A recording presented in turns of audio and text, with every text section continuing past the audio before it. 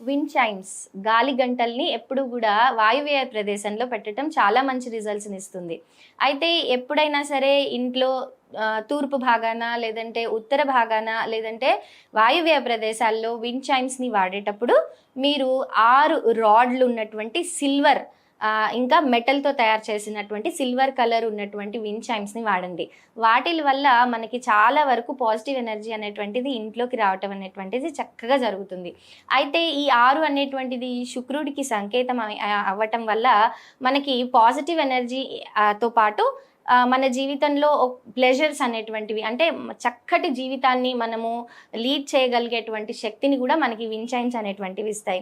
సాధ్యమైనంత వరకు చెక్కతో చేసినవి కానీ లేదంటే సెరమిక్తో చేసినటువంటివి కానీ మట్టితో చేసినటువంటివి కానీ విండ్ చైమ్స్ అవాయిడ్ చేయడానికి చూడండి.